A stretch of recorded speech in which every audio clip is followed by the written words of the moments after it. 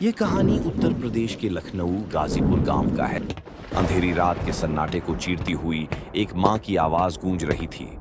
भोला बेटा कहाँ हो? बारिश की बूंदें तेज हो चुकी थीं और हवा में एक अजीब सी सरसराहट थी। गांव के कच्चे रास्ते पर पानी भर चुका था और बिजली कड़क रही थी। माँ का दिल जोरों से धड़क रहा था, जैसे कोई अनहोनी होने वाली हो। वो एक पुरानी लालटेन लेकर गांव की गलियों में भटक रही थी। भोला, यह नाम पूरे गांव में डर और सम्मान दोनों का प्रतीक था। एक तरफ लोग उसके हौसले की तारीफ करते थे, वहीं दूसरी तरफ उसकी अजीब सी आदतें उन्हें डराती भी थी।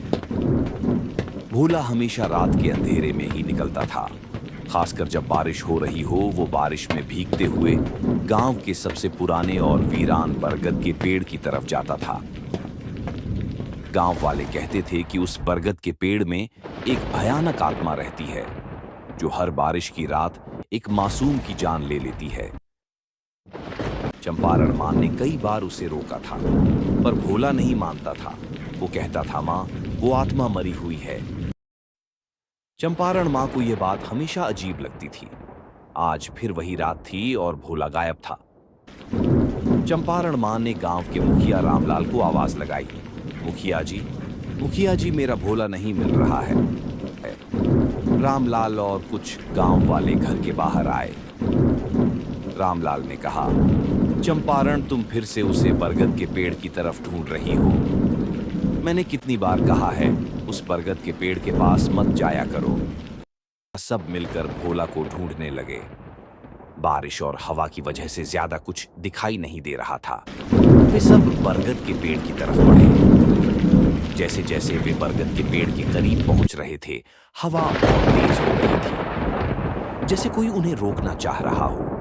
बरगद के पेड़ के पास पहुंचकर उन्हें एक अजीब सी गंध महसूस हुई। रामलाल ने डरते हुए कहा, चंपारण, मुझे लगता है कि हमें वापस चले जाना चाहिए। लेकिन चंपारण मां कहां रुकने वाली थी। वह दौड़ी और बरगद के पेड़ के पास चली गई। पेड़ की मोटी जड़ों के बीच हर तरफ खून बिखरा हुआ था।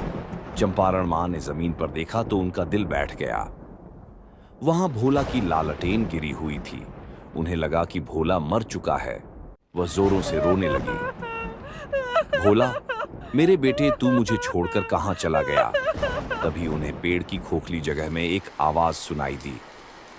चंपारण मां ने देखा तो भोला वहां एक बूढ़ी औरत के साथ बैठा था। चंपारण मां ने डरते हुए कहा, भोला, यह कौन है? गांव के लोग बरगद के पेड़ के पास पहुंचे तो उन्होंने देखा कि वहां सिर्फ एक लालटेन पड़ी हुई है। चंपारण मां वहां गुमसुम बैठी हुई थी। उनकी आंखों में सिर्फ आंसू था। रामलाल ने उनसे पूछा, चंपारण, भोला कहां है? चंपारण मां ने सिर्फ इतना कहा, वो फिर आएगा। रामलाल और दूसरे गांव वाले इस बात का मतलब नहीं समझ पाए।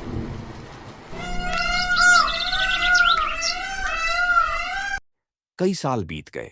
गांव में एक नया परिवार आया, जिसका एक छोटा बच्चा था।